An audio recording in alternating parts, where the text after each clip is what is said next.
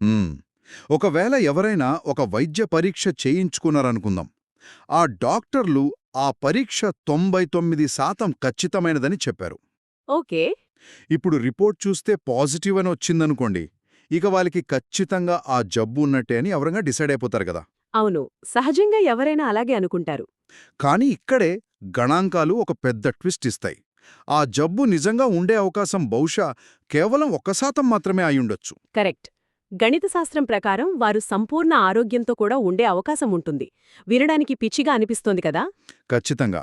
వైద్య ప్రపంచంలో ఖచ్చితత్వం అనే పదానికి మనం అనుకునే అర్థం వేరు, దాని వెనుకున్న గణితాల అసలు వాస్తవం వేరు.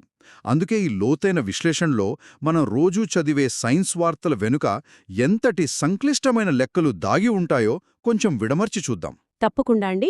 ఇది నిజంగా ఆశ్చర్యపరిచే విషయమే. ఎందుకంటే మనం సాధారణంగా వైద్యశాస్త్రం అనగానే కేవలం మందులు, ఆపరేషన్లు లేదా మైక్రోస్కోప్ల గురించి మాత్రమే ఆలోచిస్తాం. అవును, మనకి తెలిసిందే అదే కదా. రైట్. కానీ వాస్తవానికి ఒక మందు మార్కెట్లోకి రావాలన్నా, లేదా ఒక రోగాన్ని గుర్తించే పరీక్షను తయారు చెయ్యాలన్నా ఆ మొత్తం ప్రాసెస్ అంతా డేటా మీదే ఆధారపడి ఉంటుంది. అంటే ముందుగా ఈ డేటా అనేది ఎలా ఉంటుందో అర్థం చేసుకోవాలన్నమాట. నేను చాలా చోట్ల నార్మల్ డిస్ట్రిబ్యూషన్ లేదా సాధారణ పంపిణీ అనే పదం విన్నాను. అవునండి. ఇది ఒక గంట ఆకారంలో అంటే బెల్ కర్వ్ లాగా ఉంటుందని అంటారు కదా. అసలు ఆ బెల్ ఆకారం ఎందుకొస్తుంది? ఏంటంటే, ఏదైనా ఒక జనాభాకు సంబంధించిన సమాచారాన్ని మనం తీసుకుంటే, ఉదాహరణకు మనుషుల ఎత్తు లేదా రక్తపోటు తీసుకుందాం. దాన్ని ఒక గ్రాఫ్లో పెడితే అదొక పద్ధతిలో అమరి ఉండి గంటాకారంలో వక్రరేఖను ఏర్పరుస్తుంది. ఓహో, అంటే ఒక నమూనాలాగా వస్తుందన్నమాట. ఎగ్జాక్ట్లీ. దీని మధ్యలో సగటు అంటే మీన్ ఉంటుంది. ఇందులో ఒక ఖచ్చితమైన గణిత నియమముందండి. మొత్తం విలువలలో 68% మంది డేటా ఈ సగటుకు అటూ ఇటూ కేవలం ఒక స్టాండర్డ్ డీవియేషన్ లోపే ఉంటుంది. ఒక స్టాండర్డ్ డీవియేషన్ అంటారా? అంటే మెజారిటీ జనాలు అక్కడే ఉంటారు. అవును. ఇంకొంచెం దూరం వెళితే 95% మంది 2 స్టాండర్డ్ డీవియేషన్ల లోపు ఉంటారు. ఇక 99.7% మంది 3 స్టాండర్డ్ డీవియేషన్ల లోపు కవర్ అయిపోతారు. వావ్! అంటే దాదాపు అందరి డేటా ఆ మధ్యలోనే ఎక్కడో ఒక దగ్గర గుమిగూడుంటుందన్నమాట. అతి తక్కువ ఎత్తున్నవారు లేదా అతి ఎక్కువ ఎత్తున్నవారు చాలా అరుదుగా ఆ గంట ఆకారం చివర్లలో ఉంటారు. కరెక్ట్గా చెప్పారు. కానీ అన్నిసార్లు డేటా ఇంత పర్ఫెక్ట్‌గా బెల్ ఆకారంలోనే ఉండదు కదా. ఒకవేళ డేటా ఒకవైపుకి వంగి ఉంటే పరిస్థితేమిటి? మంచి పాయింట్ లాగారు. అంటే ఉదాహరణకు ఒక ఊర్లో అందరూ సామాన్యులే ఉన్నారు అనుకుందాం. కానీ ఒక ఇద్దరు కోటీశ్వరులు వచ్చి చేరారు. అప్పుడు ఆ ఊరి సగటు ఆదాయం తీసుకుంటే అది భారీగా పెరిగిపోయినట్లు కనిపిస్తోంది కదా. అది తప్పుదోవ పట్టిస్తోంది. అవునండి. మీరు చెప్పిన ఉదాహరణ చాలా ఖచ్చితమైంది.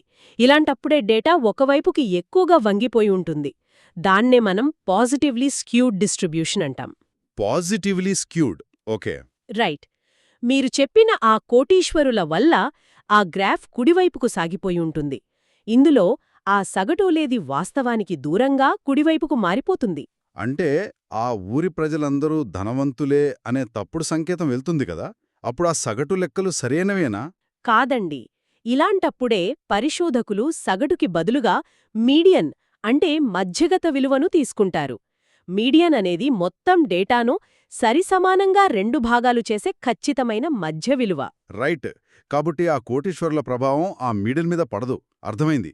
అంటే వార్తల్లో వినే సగటు ఎప్పుడూ సరైన చిత్రాన్ని చూపించదు. మీడియన్కి ఎక్కువ ప్రాధాన్యత ఇవ్వాలి. ఎగ్జాక్ట్లీ. సరే, డేటా ఆకారం గురించి చూసాం.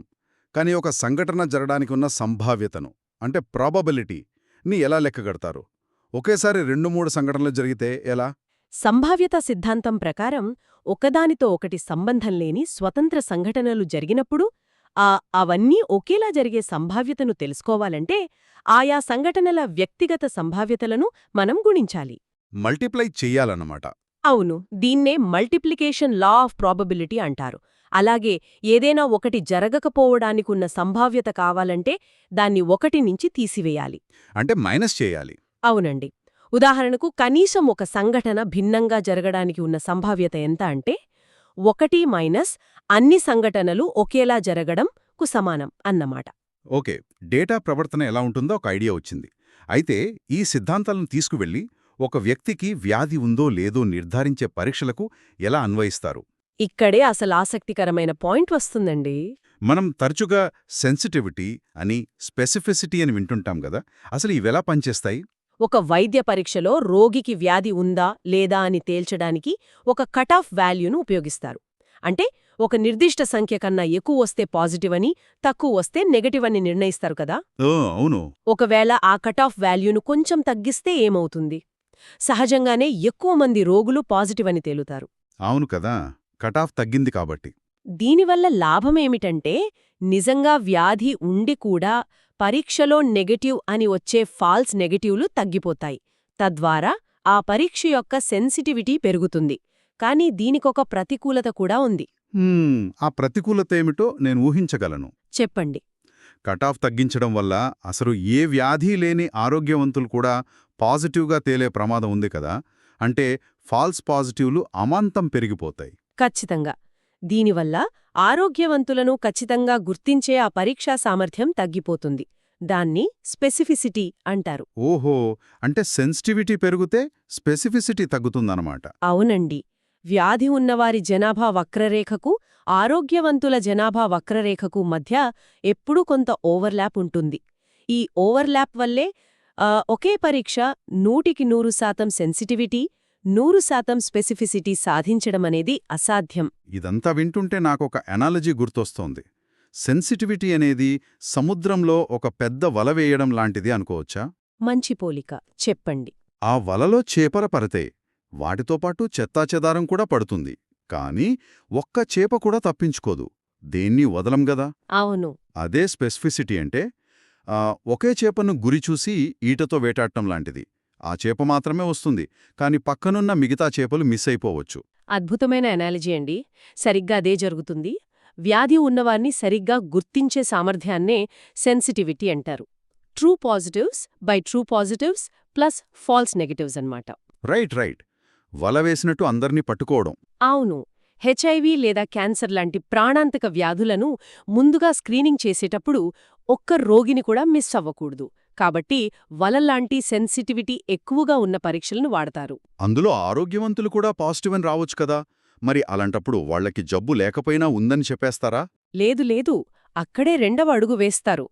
మొదట వలలో పడిన వాళ్లందరికీ వ్యాధి లేని వారిని ఖచ్చితంగా ఆరోగ్యవంతులుగా గుర్తించే సామర్థ్యమున్న స్పెసిఫిసిటీ పరీక్ష చేస్తారు. దీన్నే కన్ఫర్మేటరీ టెస్ట్ అంటారు. అంటే ట్రూ నెగటివ్స్ని కనుక్కోవడం కోసం ఈటే లాంటి పరీక్ష అన్నమాట. ఎగ్జాక్ట్లీ. ఫాల్స్ పాజిటివ్లను తీసివేయడానికి ఇది వాడతారు. అలాగే ఏ పరీక్షకైనా రిలయబిలిటీ కూడా ముఖ్యం. అంటే ఒకే రోగికి ఆ పరీక్ష మళ్లీ చేసినా ఒకే ఫలితం రావాలి. యాదృచ్ఛిక లోపాలు, ర్యాండమ్ ఎర్రర్స్ తక్కువగా ఉంటేనే ఇది సాధ్యమవుతుంది గదా. అవునండి. ఈ లాజిక్ అంతా భలే ఉంది. ల్యాబ్లో ఈ సెన్సిటివిటీ, స్పెసిఫిసిటీలు ఎంతో బాగా పనిచేస్తాయి. కానీ దీన్ని వాస్తవ ప్రపంచంలో జనాభా మీద ప్రయోగిస్తే ఏమవుతుంది? ఇక్కడ మనం మొదట్లో అనుకున్న 99% ఖచ్చితత్వంపు ట్విస్ట్ వస్తుందనుకుంటా. మీరు కరెక్ట్ పాయింట్కి వచ్చారు.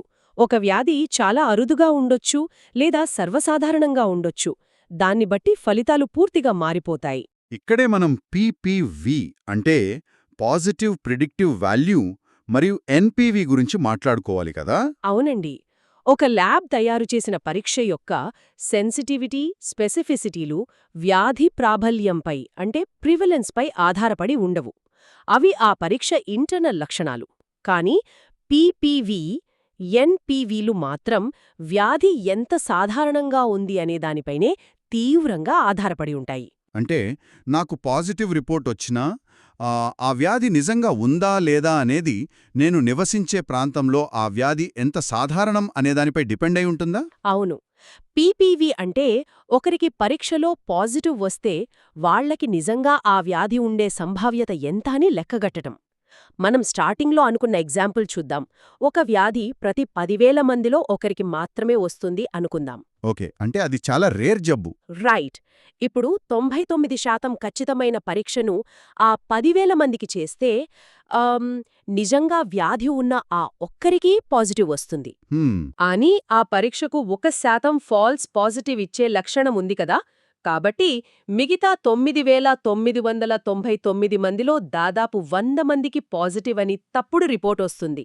అబ్బా, అంటే మొత్తం 101 మందికి పాజిటివ్ వస్తుంది, కానీ అందులో నిజంగా వ్యాధి ఉన్నది కేవలం ఒక్కరికి మాత్రమేనా? సరిగ్గా పట్టుకున్నారు. అంటే మీకు పాజిటివ్ వచ్చినా మీకు నిజంగా ఆ వ్యాధి ఉండే అవకాశం 101లో 1 మాత్రమే. అంటే కేవలం 1% కంటే తక్కువే. వామ్మో, ఇది బుర్రపాడయ్యే విషయం కదా! మనం రిపోర్ట్ చూడగానే భయపడిపోతాం. కానీ ఆ జబ్బు ఎంత అరుదైనదో తెలిస్తే లెక్కల ప్రకారం మనం సేఫ్ అని తెలుసుకోవచ్చు. మరి నెగటివ్ రిపోర్ట్ వస్తే ఆ ఎన్పీవీ సంగతేమిటి? ఎన్పీవీ అంటే నెగెటివ్ ప్రెడిక్టివ్ వాల్యూ. పరీక్షలో నెగెటివ్ వస్తే ఆ వ్యక్తికి నిజంగా వ్యాధి లేకపోవడానికి ఉన్న సంభావ్యత. ఇది వ్యాధి ప్రాబల్యానికి విలోమానుపాతంలో ఉంటుంది. ఇన్వర్స్లీ ప్రపోర్షనల్ అంటారు కదా? అవునండి. అంటే ఒక రోగికి తీవ్రమైన లక్షణాలు ఉండి అతనికి ఆ వ్యాధి వచ్చే అవకాశం చాలా ఎక్కువగా ఉందనుకోండి, అప్పుడు అతనికి రిపోర్ట్ నెగెటివ్ అనొచ్చినా మనం గుడ్డిగా నమ్మలేం. ఎందుకంటే అప్పుడు ఎన్పీవీ తక్కువగా ఉంటుంది. ఓహో, అదే ఏ లక్షణాలు లేని ఆరోగ్యవంతుడికి నెగటివ్ వస్తే అప్పుడు ఆ రిపోర్ట్ నిజమయ్యే అవకాశం ఎక్కువగా ఉంటుందన్నమాట. ఎగ్జాక్ట్లీ. చాలా స్పష్టంగా అర్థమైంది. అంటే కేవలం రిపోర్ట్ని చూసి డిసైడ్ చెయ్యలేము, రోగి లక్షణాలు, ఆ ప్రాబల్యం అన్నీ చూడాలి. సరే, వ్యక్తిగత పరీక్షలు చూశాం. మరి అసలు కొత్త మందుల్ని ఎలా కనిపెడతారు? దీనికోసం క్లినికల్ ట్రయల్స్ చేస్తారండి. మందుల ప్రయోగాల్లో కొన్ని ఖచ్చితమైన ఫేజెస్ ఉంటాయి. మనం పేపర్లలో చదువుతుంటాం కదా, ఫలానా మందు 3వ దశ ట్రయల్స్లో ఉందని. అవును. ముందుగా ఫేజ్ 1 ట్రయల్స్ తీసుకుంటే వీటిని చాలా తక్కువ సంఖ్యలో ఉండే ఆరోగ్యవంతమైన వ్యక్తులపై చేస్తారు. ఈ దశలో మందు ఎలా పనిచేస్తుంది, శరీరంలో ఎలా కదులుతుంది, ముఖ్యంగా అది సురక్షితమేనా అని మాత్రమే చూస్తారు. ఒక్క నిమిషం. మందును జబ్బు నయం చేయడానికి కదా వాడేది? అవును. మరి దాన్ని ఆరోగ్యవంతుల మీద ఎందుకు ప్రయోగిస్తారు? నేరుగా వ్యాధి ఉన్నవాళ్లకిస్తే పని చేస్తోందో లేదో త్వరగా తెలిసిపోతుంది కదా. చాలా లాజికల్ క్వెశ్చన్.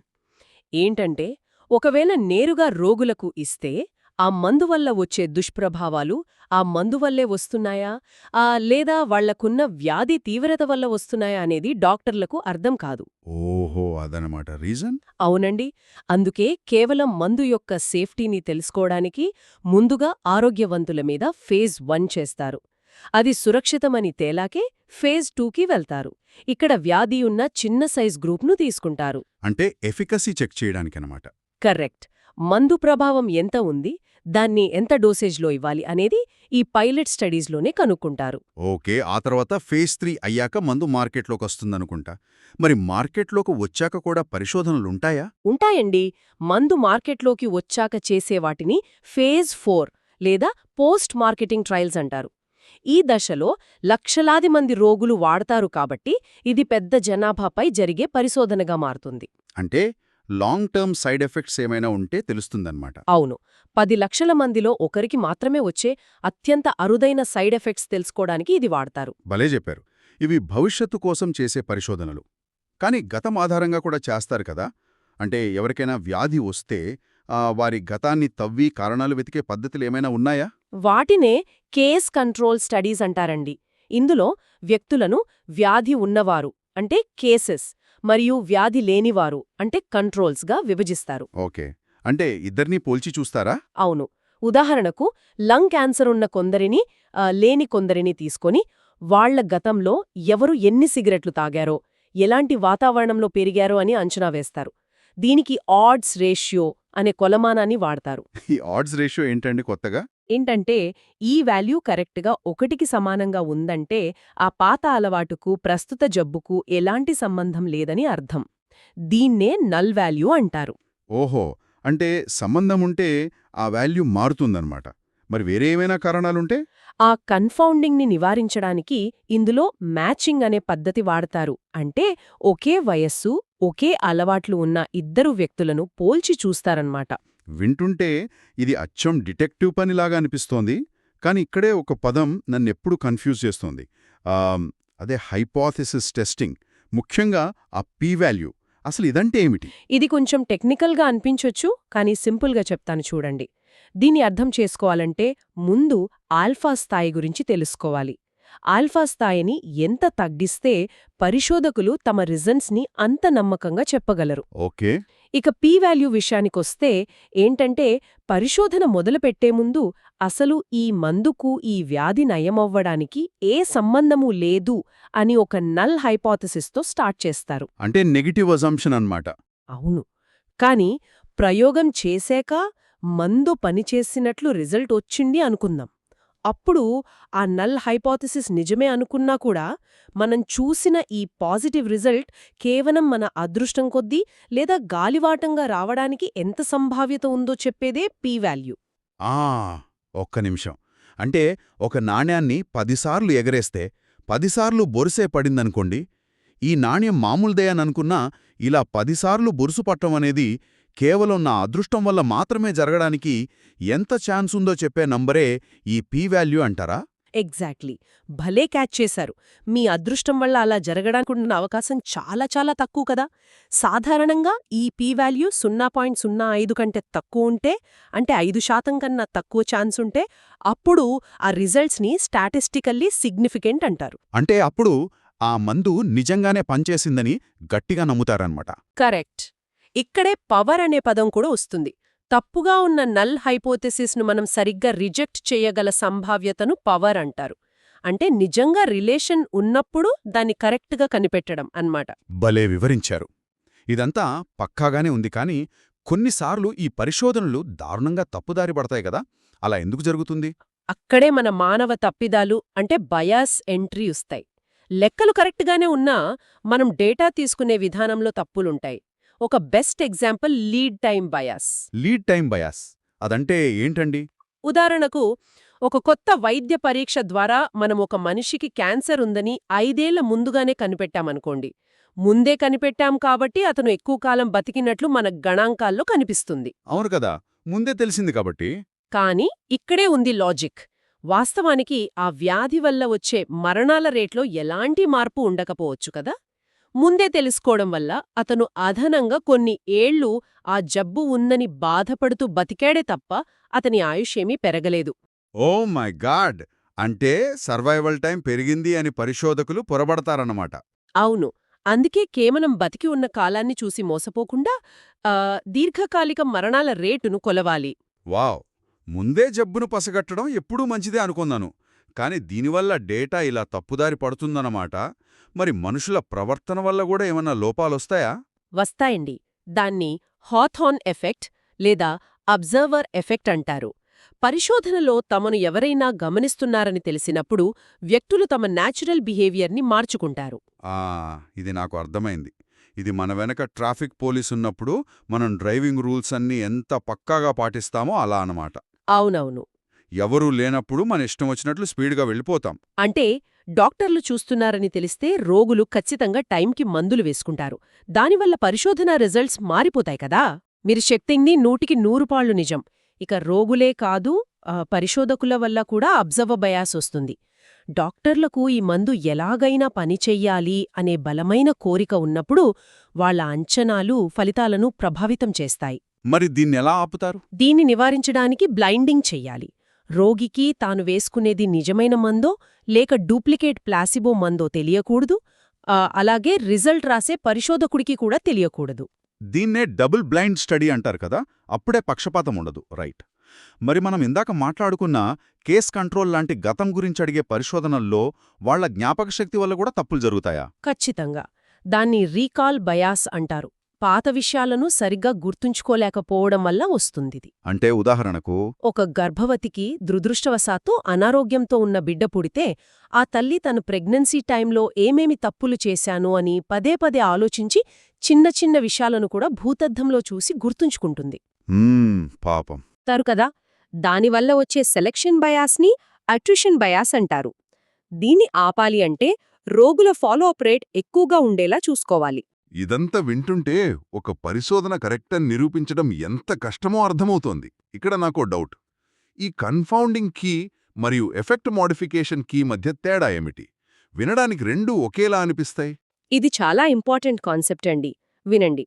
ఉదాహరణకు కాఫీ తాగేవాళ్లకు లంగ్ క్యాన్సర్ వస్తుంది అని ఒక స్టడీలో తేలిందనుకుందాం. కాఫీకి క్యాన్సర్కి ఏంటి లింక్? అదే కదా. నిజానికి కాఫీకి క్యాన్సర్కి సంబంధం లేదు. కానీ కాఫీ తాగే అలవాటున్న వాళ్లలో చాలామందికి సిగరెట్ తాగే అలవాటు కూడా ఉంటుంది. ఇక్కడ సిగరెట్ అనేది మూడవ అంశం, అంటే కన్ఫౌండర్. ఓహో, అంటే సిగరెట్ వల్ల క్యాన్సర్ వస్తే వీళ్ళు కాఫీ వల్ల వచ్చింది అని రిజల్ట్ ఇచ్చారన్నమాట. ఎగ్జాక్ట్లీ. ఇదసలు ఫలితాన్ని గందరగోళపరిచి లేని అనుబంధాన్ని క్రియేట్ చేసింది. దీన్నే కన్ఫౌండింగ్ అంటారు. ఇదొక బయాస్. అర్థమైంది. మరి ఎఫెక్ట్ మోడిఫికేషన్ అంటే? ఇంకో వేరియబుల్, ఉదాహరణకు వయస్సు లేదా జెండర్ వల్ల ఆ మందు యొక్క అసలు ప్రభావమే పూర్తిగా మారిపోతే అది ఎఫెక్ట్ మోడిఫికేషన్. అంటే మగవాళ్లలో ఒకలా ఆడవాళ్లలో ఇంకోలా పనిచేస్తే అంటారా? అవును. అలా పనిచేస్తే అది స్టాటిస్టిక్స్ లోపం కాదు, అదొక బయోలాజికల్ ఫ్యాక్ట్. ఇక్కడ ఆ లింగభేదం అనేది ఎఫెక్ట్ మోడిఫైయర్ అన్నమాట. కాబట్టి ఇది బయాస్ కిందకు రాదు. వావ్, భలే క్లియర్గా చెప్పారు. సరే, ఇన్ని రకాల బయాసులు దాటుకుని తుది ఫలితాలను నిర్ధారించడానికి ఫైనల్ కన్క్లూషన్కి రావడానికి ఏం చేస్తారు? ఇక్కడే తుది గణాంక పరీక్షలు అంటే స్టాటిస్టికల్ టెస్ట్స్ వాడతారు. ఒకే గ్రూప్లోని వ్యక్తులను, అంటే మందు వాడకముందు వాడిన తర్వాత వాళ్ల సగటులను పోల్చడానికి పేర్డ్ టీ టెస్ట్ వాడతారు. ఓకే. అదే, పురుషులు మరియు స్త్రీలు లాంటి సంబంధం లేని రెండు విభిన్న గ్రూపుల సగటులను పోల్చాలంటే 2 శాంపిల్ టీ టెస్ట్ వాడతారు. మరి రెండు విషయాల మధ్య సంబంధం ఉందా లేదా అని చూసే కోరిలేషన్ సంగతేంటి? దాన్ని కోరిలేషన్ కోఎఫిషియంట్ అంటారు. దీని R అక్షరంతో సూచిస్తారు. దీని వాల్యూ -1 నుండి +1 వరకు ఉంటుంది. ఈ R వాల్యూ -1 లేదా +1కి ఎంత దగ్గరగా ఉంటే ఆ రిలేషన్ అంత బలంగా ఉంటుంది. అయితే ఇక్కడ మనం ఖచ్చితంగా గుర్తుపెట్టుకోవాల్సిన విషయమేంటంటే, రెండు విషయాల మధ్య కోరిలేషన్ ఉన్నంత మాత్రాన ఒకదాని వల్ల ఇంకోటి జరిగిందని ఖచ్చితంగా చెప్పలేము. అంటే ఇందాక కాఫీ మరియు సిగరెట్ లాగా అన్నమాట. కరెక్ట్. ఇదంతా విన్నాక నాకొకటే అనిపిస్తోంది. ఇన్ని రకాల టెస్టులు చేసినా కేవలం ఒకే ఒక పరిశోధన పేపర్ మనకు అసలైన సత్యాన్ని ఇవ్వలేదన్నమాట. మరి అప్పుడు ఏది మనకు ఆ ఫైనల్ ఆన్సర్ ఇస్తుంది? అందుకే పరిశోధనా ప్రపంచంలో బ్రహ్మాస్త్రం లాంటి మెటా అనాలిసిస్ చేస్తారు. ఏంటంటే కేవలం ఒకే ఒక ట్రయల్ని నమ్ముకోకుండా ఆ గణాంక పవర్ను అమాంతం పెంచడానికి మెటా అనాలిసిస్ వాడతారు. అంటే పాతవన్నీ కలుపుతారా? అవునండి. మొత్తం ఒక పూల్డ్ ఎఫెక్ట్ ఎస్టిమేట్ ఇవ్వడానికి ప్రపంచవ్యాప్తంగా జరిగిన అనేక ట్రయల్స్ రిజల్ట్స్ని ఈ మెటా అనాలిసిస్ ద్వారా ఒక దగ్గరకు చేర్చి విశ్లేషిస్తారు. ఓహో. అప్పుడే మనకొక మందు లేదా పరీక్ష మీద అత్యంత నమ్మకమైన, తిరుగులేని ఆధారం దొరుకుతుంది. వింటుంటేనే చాలా ఆశ్చర్యంగా ఉందండి. స్వతంత్ర సంభావ్యతలు, నార్మల్ డిస్ట్రిబ్యూషన్లు, సెన్సిటివిటీ, స్పెసిఫిసిటీల వలలు, ఈటెల దగ్గర నుండి క్లినికల్ ట్రయల్స్, బయాసులు, చివరికి మెటా అనాలిసిస్ వరకు మనం ఎంత దూరం ప్రయాణించామో కదా. అవునండి. మనం పేపర్లో చదివే ఒక చిన్న వార్త వెనుక ఎన్ని పొరల కఠినమైన గణాంకాలు, ఎంతటి విశ్లేషణ ఉంటాయో నిజంగా కళ్ళు తెరిపించేలా ఉంది. ఖచ్చితంగా. ఆ సంక్లిష్టతను అర్థం చేసుకోవడమే ఈ కాలంలో మనకు అవసరం. ఏ వార్తను గుడ్డిగా నమ్మకుండా దాని వెనుక ఉన్న గణాంకాలను ప్రశ్నించడం మనం అలవాటు చేసుకోవాలి. రైట్. అయితే ఇదంతా విన్నాక నా మైండ్లో ఒక బలమైన ఆలోచన మెదులుతోంది. మనం ఇందాక మాట్లాడుకున్నట్లు కట్ ఆఫ్ వాల్యూను ఒక్క పాయింట్ అటు ఇటు మార్చడం ద్వారా ఎవరికి వ్యాధి ఉందో లేదో డిసైడ్ చేసే రిజల్ట్స్ పూర్తిగా మారిపోతున్నాయి. అవును. వలలాంటి సెన్సిటివిటీకి, ఈటెలాంటి స్పెసిఫిసిటీకి మధ్య ఎప్పుడూ ఒక వార్ నడుస్తూనే ఉంటుంది కదా. అలాగే ఎఫెక్ట్ మోడిఫికేషన్ వల్ల మనుషులపై మందుల ప్రభావం కూడా మారుతుంది. కరెక్ట్. ఇవన్నీ విన్నాక నాకో సందేహం వస్తుంది. అసలు వ్యాధి అనేది మన శరీరంలో ఉండే ఒక నిఖారసైన బయాలజికల్ సత్యమా, లేక మనం మన సౌలభ్యం కోసం, మన ల్యాబ్ టెస్టుల రేంజ్ కోసం డిసైడ్ చేసుకున్న కొన్ని స్టాటిస్టికల్ కటాఫ్ సరిహద్దుల ఆధారంగా సృష్టించబడిన ఒక ఊహాజనిత కేటగిరీ మాత్రమేనా? ఈ ప్రశ్నను అందరికీ వదిలేస్తూ మన ఈ లోతైన విశ్లేషణను ముగిస్తున్నాం. మళ్ళీ ఒక కొత్త టాపిక్తో కలుద్దాం.